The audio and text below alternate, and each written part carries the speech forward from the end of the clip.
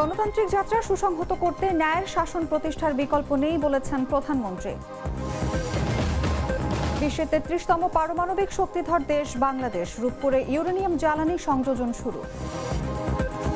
হবিগঞ্জে কালনী কুশিয়ার পেটে যাচ্ছে শত বছরের জনপদ, নদী গিলে খাচ্ছে বসতভিটা। মৃত বোনের অ্যাকাউন্ট থেকে টাকা তুলতে কঙ্কাল নিয়ে ব্যাংকে হাজির ভাই। এবং একাই লড়লেন স্বর্ণা, ২৫ রানে হারল বাংলাদেশের মেয়েরা।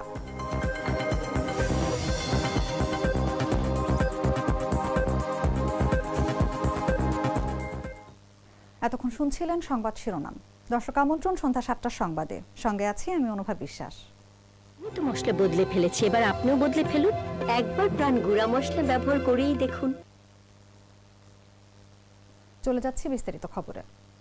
গণতান্ত্রিক যাত্রা সুসংহত করতে রাষ্ট্রে ন্যায়ের শাসন প্রতিষ্ঠার বিকল্প নেই বলে মন্তব্য করেছেন প্রধানমন্ত্রী তারেক রহমান।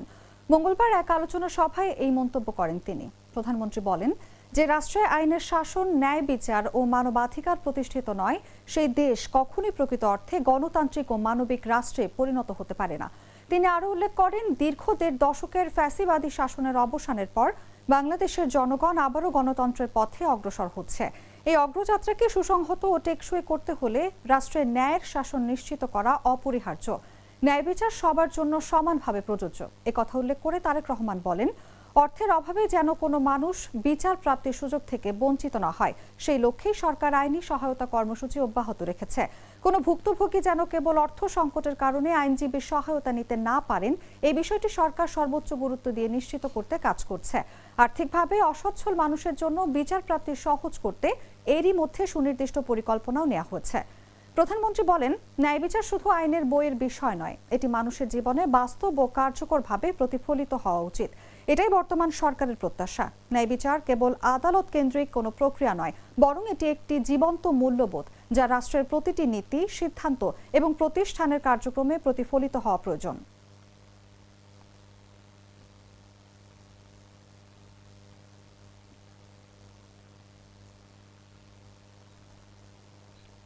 প্রথমবারের মতো পারমাণবিক জ্বালানি ব্যবহারের যুগে প্রবেশ করছে বাংলাদেশ। রূপপুর পারমাণবিক বিদ্যুৎ কেন্দ্রের চুল্লিতে ইউরেনিয়াম জ্বালানি প্রবেশের মধ্য দিয়ে দেশ বিশ্বে ৩৩তম পারমাণবিক শক্তি ব্যবহারকারী রাষ্ট্র হতে যাচ্ছে। সরকারের আশা, এই প্রকল্প জ্বালানি নিরাপত্তা বাড়ানোর পাশাপাশি বিদ্যুৎ ঘাটতি কমাবে এবং অর্থনীতিতে দীর্ঘমেয়াদী ইতিবাচক প্রভাব ফেলবে। বিস্তারিত জাগো ডেস্ক রিপোর্টে। বাংলাদেশ ইতিহাসের নতুন অধ্যায় প্রবেশ করছে, যেখানে প্রথমবারের মতো পারমাণবিক জ্বালানি ব্যবহার শুরু হচ্ছে রূপপুর বিদ্যুৎ কেন্দ্রে। এটি শুধু একটি বিদ্যুৎ প্রকল্প নয়, বরং দেশের জ্বালানি নিরাপত্তা, প্রযুক্তিগত সক্ষমতা এবং অর্থনৈতিক ভবিষ্যতের এক বিশাল মাইলফলক। বাংলাদেশ আনুষ্ঠানিকভাবে পারমাণবিক শক্তি ব্যবহারের পথে আরেকটি বড় ধাপ অতিক্রম করছে। পাবনার ঈশ্বরদীর রূপপুর পারমাণবিক বিদ্যুৎ কেন্দ্রের চুল্লিতে প্রথমবারের মতো ইউরেনিয়াম জ্বালানি প্রবেশ করানো হচ্ছে। এর মধ্য দিয়ে বিশ্বের পারমাণবিক শক্তি ব্যবহারকারী দেশের তালিকায় ৩৩তম দেশ হিসেবে যুক্ত হচ্ছে বাংলাদেশ। চুল্লির কেন্দ্রে এই জ্বালানি বসানোর পর শুরু হবে তাপ উৎপাদন। সেই তাপে পানি থেকে তৈরি হবে বাষ্প, আর সেই বাষ্প ঘুরাবে টারবাইন, যেখান থেকে উৎপাদিত হবে বিদ্যুৎ। বিদ্যুৎ ও প্রযুক্তি মন্ত্রণালয়ের তথ্য অনুযায়ী এটি বাণিজ্যিক বিদ্যুৎ উৎপাদনের আগে চূড়ান্ত ধাপ। ধাপে ধাপে পরীক্ষামূলকভাবে বিদ্যুৎ উৎপাদন শুরু হবে, আর আগামী আগস্টের মধ্যেই জাতীয় গ্রিডে ৩০০ মেগাওয়াট বিদ্যুৎ সরবরাহের আশা করা হচ্ছে। রূপপুর প্রকল্পটি বাংলাদেশের ইতিহাসের সবচেয়ে বড় একক উন্নয়ন প্রকল্প। এখানে দুটি ইউনিটে মোট ২,৪০০ মেগাওয়াট বিদ্যুৎ উৎপাদনের লক্ষ্য রয়েছে। সরকারের দাবি, এই প্রকল্প একদিকে যেমন দীর্ঘমেয়াদে কম খরচে বিদ্যুৎ দেবে, অন্যদিকে দেশের বিদ্যুৎ চাহিদার ১০ থেকে ১২% পূরণ করতে সক্ষম হবে। প্রায় ৩ দশকের বেশি সময় ধরে আলোচনায় থাকা এই পারমাণবিক প্রকল্পের যাত্রা শুরু হয়েছিল ১৯৬১ সালে। নানা রাজনৈতিক ও প্রশাসনিক জটিলতার পর ২০১১ সালে রাশিয়ার সঙ্গে চুক্তির মাধ্যমে প্রকল্পটি বাস্তবায়নের গতি পায়। ২০১৫ সালে নির্মাণ চুক্তি স্বাক্ষর হয়, আর ২০২৩ সালে প্রথম পারমাণবিক জ্বালানি বাংলাদেশে পৌঁছায়। সেই জ্বালানি আজ চুল্লিতে প্রবেশের মাধ্যমে প্রকল্পটি প্রবেশ করছে বাস্তব উৎপাদনের পর্যায়ে। তবে এই অগ্রগতির পাশাপাশি আছে কিছু চ্যালেঞ্জও। বিশেষজ্ঞদের মতে, পারমাণবিক বিদ্যুৎ কেন্দ্র পরিচালনায় উচ্চমানের নিরাপত্তা, দক্ষ জনবল এবং দীর্ঘমেয়াদী বর্জ্য ব্যবস্থাপনা অত্যন্ত গুরুত্বপূর্ণ। এছাড়া প্রকল্পটি নির্ধারিত সময়ের চেয়ে পিছিয়ে পড়েছে এবং ব্যয় বেড়েছে প্রায় 26,000 কোটি টাকা। তবুও সরকারের আশা, রূপপুর বিদ্যুৎ কেন্দ্র চালু হলে এটি হবে বাংলাদেশের জ্বালানি খাতে এক যুগান্তকারী পরিবর্তন, যা দীর্ঘমেয়াদে বিদ্যুৎ আমদানি নির্ভরতা কমাবে এবং অর্থনীতিতে বড় প্রভাব ফেলবে। এখন সবার নজর পরীক্ষামূলক উৎপাদন সফলভাবে শেষ করে কবে জাতীয় গ্রিডে যুক্ত হবে রূপপুরের বিদ্যুৎ। দেশের জঙ্গি রয়েছে স্বীকার করে প্রধানমন্ত্রী তথ্য ও সম্প্রচার বিষয়ক উপদেষ্টা ডক্টর জাহেদুর রহমান বলেছেন, সরকার এটাকে শূন্যে নামিয়ে আনার চেষ্টা করছে। মঙ্গলবার সচিবালয় তথ্য অধিদপ্তরের সম্মেলন কক্ষে সরকারের বিভিন্ন কার্যক্রমের অগ্রগতি নিয়ে সংবাদ সম্মেলনে উপদেষ্টা এ কথা জানান। এই যে একজন অপরাধীকে ধরা যায়নি মানে যাবে না তা না। নাম্বার 2, অবস্থান ইম্পর্টেন্ট। আপনি খেয়াল করবেন ইন্টারিম সরকারের সময়ে যেই ধরনের প্রবণতা ছিল, এই সরকারের সময় অনেক প্রবণতা নেই। একটা ছোট উদাহরণ দিই, মানে কিছু হলে রাস্তা ব্লক করে ফেলা যাবে। হচ্ছে কি এখন এতটা না? আদৌ কি হচ্ছে? এখন কি দাবি দেওয়া নেই মানুষের? তো তাহলে আগে হয়েছিল কেন? আগে হয়েছিল কারণ ইন্টারিম সরকার এগুলোর ব্যাপারে কোনো রকম কোনো অবস্থা নেই, মানে উদ্ভট সব দাবি নিয়েও মানুষ, অল্প কিছু মানুষ রাস্তা ব্লক করে ফেলেছে। সেই প্রবণতা তো এখন হচ্ছে না। তার মানে আমি যেটা বলতে চাইছি, ওই সময় যে ঘটনা ঘটেছে, কারণ ওটার মধ্যে এক ধরনের রিলাক্টেন্স সরকারের ছিল বলে আমরা মনে করি, আমিও ব্যক্তিগতভাবে। প্রধানমন্ত্রী তারেক রহমানের সঙ্গে সৌজন্য সাক্ষাৎ করেছেন রাশিয়ার রাষ্ট্রীয় পরমাণু সংস্থা রোসাটম এবং পরিচালক অ্যালেক্সি লিখাচেভ। মঙ্গলবার বাংলাদেশ সচিবালয়ের মন্ত্রী পরিষদ বিভাগের প্রধানমন্ত্রী দপ্তরে এই সাক্ষাৎ অনুষ্ঠিত হয়। এ সময় পররাষ্ট্রমন্ত্রী ডক্টর খলিলুর রহমান, বিজ্ঞান ও প্রযুক্তি মন্ত্রণালয় এবং ডাক, টেলিযোগাযোগ ও তথ্য প্রযুক্তি বিষয়ক মন্ত্রী ফকির মাহবুব আনাম স্বপন, ডাক, টেলিযোগাযোগ ও তথ্য প্রযুক্তি মন্ত্রণালয় এবং বিজ্ঞান ও প্রযুক্তি মন্ত্রণালয়ের উপদেষ্টা হিসেবে রেহান আসিফ আসাদ এবং ঢাকায় নিযুক্ত রাশিয়ার রাষ্ট্রদূত আলেকজান্ডার গ্রিগোরিয়েভিচ খোজিন উপস্থিত ছিলেন।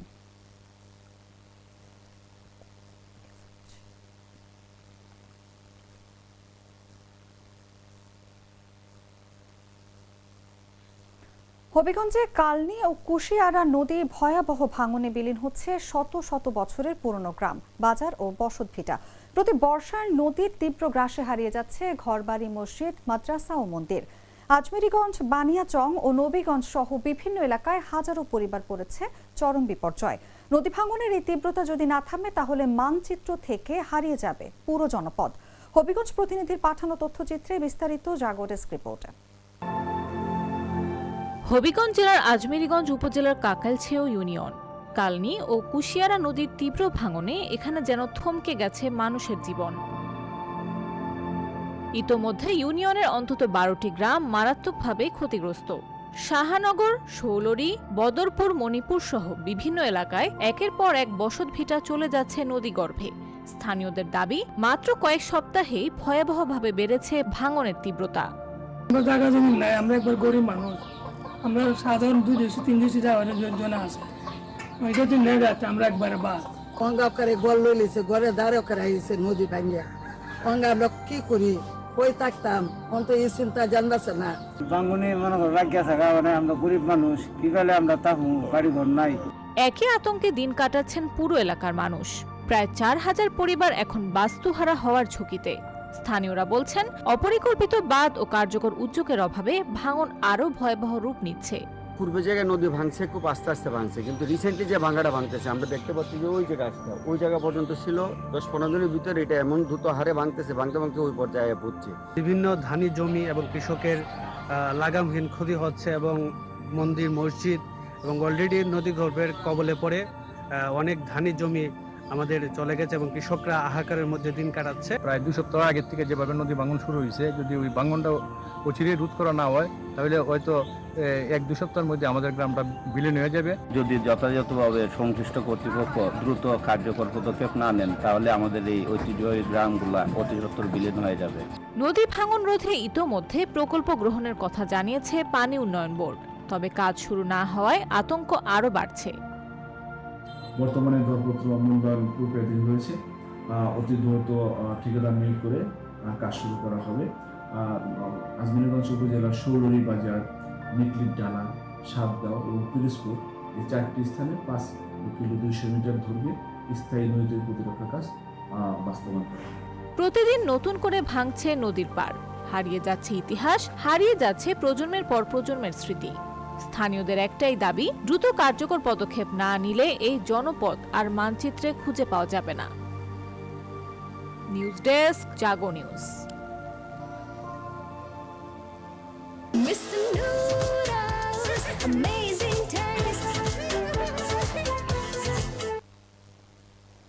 ঢাকা নারায়ণগঞ্জ লিংক রোড নারায়ণগঞ্জকে রাজধানী সহ গুরুত্বপূর্ণ মহাসড়কের সঙ্গে যুক্ত করা এই সড়ক এখন পরিণত হয়েছে এক আতঙ্কের রাস্তায়। প্রায় ৮ কিলোমিটার দীর্ঘ এই সড়কের বেশিরভাগ সড়ক বাতি অচল হয়ে পড়ায় রাত নামলেই নেমে আসে গভীর অন্ধকার। আর এই অন্ধকারই বাড়ছে চুরি, ছিনতাই ও দুর্ঘটনার ঝুঁকি। স্থানীয়দের অভিযোগ, ১৬ কোটি টাকার প্রকল্পেও নেই টেকসই কোনো সমাধান। নারায়ণগঞ্জ প্রতিনিধির পাঠানো তথ্যচিত্রে বিস্তারিত জাগো ডেস্ক রিপোর্ট। নারায়ণগঞ্জ শহরের অন্যতম ব্যস্ত ও গুরুত্বপূর্ণ সড়ক ঢাকা নারায়ণগঞ্জ লিংক রোড। এই সড়ক দিয়ে প্রতিদিন হাজারো যানবাহন চলাচল করে। পাশাপাশি জেলা প্রশাসন, আদালত, পুলিশ সুপার কার্যালয়, কারাগার সহ অসংখ্য গুরুত্বপূর্ণ সরকারি দপ্তর অবস্থিত এই সড়কের দুই পাশে। কিন্তু গুরুত্বপূর্ণ এই সড়কে এখন নেই পর্যাপ্ত আলো। রাত নামলেই অন্ধকারে ঢেকে যায় পুরো এলাকা। রাতের বেলা এই রোডটা ঢাকা নারায়ণগঞ্জ লিংক রোড, এটা ভয়ঙ্কর হয়ে যায়। এটা কেন ভয়ঙ্কর হয় আমাদের জেলায়? আর এইখানটাই হচ্ছে গিয়ে যে প্রশাসনের সর্বোচ্চ দপ্তর একটা, সেই দপ্তরের সামনে যদি আসলে এই অবস্থা থাকে। প্রায় ৮ কিলোমিটার দীর্ঘ এই সড়কে রয়েছে ৭৪৮টি সড়ক বাতি, কিন্তু এর বড় একটি অংশই এখন অচল। অভিযোগ রয়েছে ১৬ কোটি টাকা খরচ হয়েছে, কিন্তু ১ বছরও ঠিক মতো চলেনি লাইট। তার আগেই সব তার চুরি হয়ে যাচ্ছে। ১ বছর যেতে না যেতেই এই সড়ক বাতিগুলো হচ্ছে গিয়ে তার চুরি বা অন্যান্য যন্ত্রাংশ চুরির কারণে অচল হয়ে যাচ্ছে। এদিকে অন্ধকারের সুযোগে এই সড়কে বেড়েছে চুরি, ছিনতাই ও দুর্ঘটনার ঘটনা। আতঙ্কে রাতের যাত্রীরা। শিল্পাঞ্চল ও আবাসিক এলাকার গুরুত্বপূর্ণ এই সড়ক এখন নিরাপত্তাহীনতায় ভুগছে। এই ১৬ কিলোমিটার জায়গা অন্ধকার থাকায় প্রায় ব্যবসায়ীদের ছিনতাইয়ের কবলে পড়তে হয়। শুধু ব্যবসায়ী না, আরো যারা যাত্রী আছে রাতে যাতায়াত করে, এর সাথে যারা দায়িত্বে জড়িত আছেন তারাও কারণ দেখিয়েছে যে প্রায় লাইটের তার চুরি হয়ে যায়, এবং যারা চুরি করে তারাই ছিনতাইটা করে মূলত। কিন্তু এটা তো আসলে সমাধান না। এটা কিভাবে এটার একটা সুষ্ঠু সমাধান করা যায়, আমরা সে ব্যাপারে ব্যবসায়ীদের মহল থেকে তাদের কাছে জোরালো দাবি জানাচ্ছি। প্রশাসনের পক্ষ থেকে বলা হচ্ছে, চুরিপ্রবণ এলাকাগুলো শনাক্ত করে সিসি ক্যামেরা বসানোর পরিকল্পনা নেওয়া হয়েছে। সড়ক ও জনপথ বিভাগ বলছে, একাধিকবার তার লাগানো হলেও চুরির কারণে বারবার তা নষ্ট হয়ে যাচ্ছে। কিন্তু বাস্তবতা বলছে, অন্ধকার এখনো কাটেনি লিংক রোড থেকে। আর সেই অন্ধকারে বাড়ছে ভয়, বাড়ছে অনিরাপত্তা। News desk, Jago news. রোজকার সাধারণ খাবার এখন হবে অসাধারণ। প্রাণ স্বাদের মশলা, স্বাদ বাড়ায়, ঘ্রাণ ছড়ায়। জানাবো আন্তর্জাতিক সংবাদ।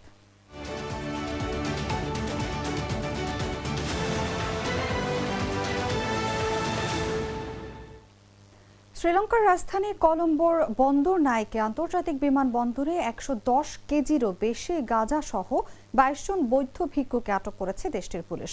গোপন সংবাদের ভিত্তিতে পরিচালিত অভিযানে তাদের আটক করা হয় বলে জানিয়েছে কর্তৃপক্ষ।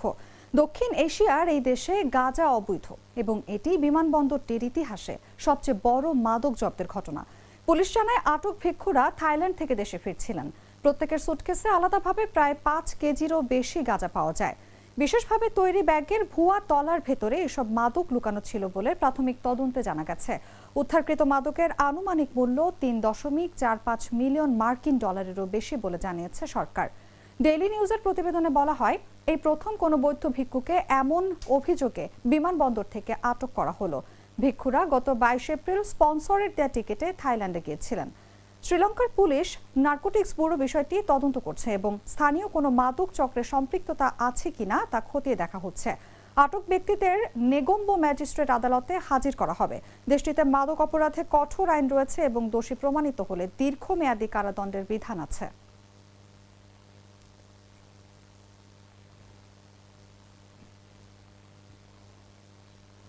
ভারতের উড়িষ্যার কেওঝর জেলায় এক চাঞ্চল্যকর ঘটনা ঘটেছে।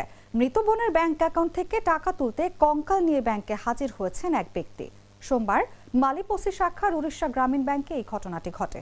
পুলিশ জানায়, জিতু মুন্ডা নামের ওই ব্যক্তি তার বড় বোন কালরা মুন্ডার অ্যাকাউন্ট থেকে ২০,০০০ রুপি তুলতে যান। অসুস্থতার কারণে 2 মাস আগে মারা যান কালরা মুন্ডা। তবে ব্যাংক থেকে প্রয়োজনীয় কাগজপত্র, বিশেষ করে মৃত্যু সনদ না থাকায় টাকা উত্তোলন করতে পারেননি তিনি। জিতু মুন্ডা পরে কবর থেকে বোনের কঙ্কাল তুলে ব্যাংকে নিয়ে যান মৃত্যুর প্রমাণ দেখাতে। ব্যাংক কর্মকর্তারা বিষয়টি দেখে হতবাক হয়ে পুলিশকে খবর দেন। পরে পুলিশ ঘটনাস্থলে গিয়ে পরিস্থিতি নিয়ন্ত্রণে আনে এবং কঙ্কালটি পুনরায় দাফন করা হয়। স্থানীয় পুলিশ জানিয়েছে, জিতু মুন্ডা নিরক্ষর এবং ব্যাংকিং প্রক্রিয়া সম্পর্কে সচেতন নন। পরে প্রশাসনের সহায়তায় বিষয়টি সমাধানের আশ্বাস দেওয়া হয়। অন্যদিকে স্থানীয় প্রশাসন জানায়, অ্যাকাউন্টে থাকা টাকার একমাত্র দাবিদার জিতু মুন্ডাই। ব্যাংক কর্তৃপক্ষকে দ্রুত আইনগত প্রক্রিয়ায় অর্থ হস্তান্তরের নির্দেশ দেওয়া হয়েছে।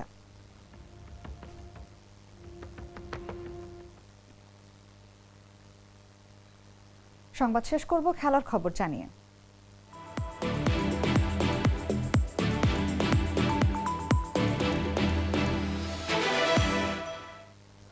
নারী টি-20 সিরিজের প্রথম ম্যাচে শ্রীলঙ্কার বিপক্ষে 25 রানে হেরেছে বাংলাদেশ। ফলে সিরিজে 1-0 ব্যবধানে পিছিয়ে আছে তারা। সিলেটে আগে ব্যাট করে শ্রীলঙ্কা 4 উইকেটে 161 রান তোলে। জবাবে বাংলাদেশের ব্যাটিংয়ে একমাত্র উজ্জ্বল ছিলেন স্বর্ণা আক্তার। 45 বলে 60 রান করে শেষ বলে রান আউট হন। লক্ষ্য তারাই 39 রানের ওপেনিং জুটির পর দ্রুত উইকেট হারিয়ে বিপর্যয়ে পড়ে বাংলাদেশ। শারমিন, নিগার, দিলারা ও সোবাহানা কেউই বড় ইনিংস খেলতে পারেননি। 97 রানে 6 উইকেট হারিয়ে ম্যাচ থেকে ছিটকে যায় দলটি। শ্রীলঙ্কার হয়ে মাদারা, আতাপাত্তু ও অযোধ্যা 2টি করে উইকেট নেন। ম্যাচটি সিলেট আন্তর্জাতিক ক্রিকেট স্টেডিয়ামে অনুষ্ঠিত হয়। টস জিতে বাংলাদেশ প্রথমে বোলিং করে। লঙ্কান ওপেনার হাসিনী পেরেরা 7 রানে আউট হন। জামারি আতাপাত্তু 32 রানে ইনিংস খেলেন। এমেশা দুলানি ও হর্ষিতা সামারা বিক্রমা 80 রানের জুটি গড়েন। বাংলাদেশের সুলতানা খাতুন 2টি উইকেট নেন। মারুফা ও নাহিদা 1টি করে উইকেট পান। দল হিসেবে বাংলাদেশ ব্যাটিং ব্যর্থতায় বড় লক্ষ্য তারা করতে পারেনি। সিরিজের পরবর্তী ম্যাচ এখন বাংলাদেশের জন্য গুরুত্বপূর্ণ হয়ে উঠেছে। জয় পেতে ব্যাটিং উন্নতি ও পরিকল্পিত শট নির্বাচন ছাড়া বাংলাদেশের সামনে ঘুরে দাঁড়ানোর কোনো সহজ পথ নেই বলে বিশ্লেষকরা মত দিয়েছেন, প্রতিবেদনে উল্লেখ করা হয়েছে।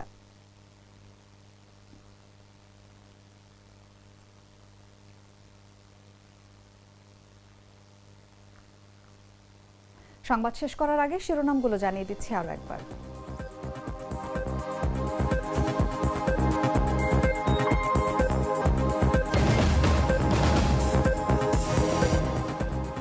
গণতান্ত্রিক যাত্রা সুসংহত করতে ন্যায়ের শাসন প্রতিষ্ঠার বিকল্প নেই বলেছেন প্রধানমন্ত্রী। বিশ্বে 33তম পারমাণবিক শক্তিধর দেশ বাংলাদেশ। রূপপুরে ইউরেনিয়াম জ্বালানি সংযোজন শুরু। হবিগঞ্জে কালনি কুশিয়ারার পেটে যাচ্ছে শত বছরের জনপদ। নদী গিলে খাচ্ছে বসত ভিটা। মৃত বোনের অ্যাকাউন্ট থেকে টাকা তুলতে কঙ্কাল নিয়ে ব্যাংকে হাজির ভাই। এবং একাই লড়লেন স্বর্ণা, 25 রানে হারল বাংলাদেশের মেয়েরা।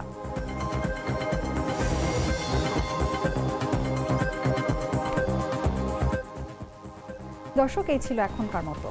প্রতি মুহূর্তে সর্বশেষ খবর জানতে ভিজিট করুন jagonews24.com।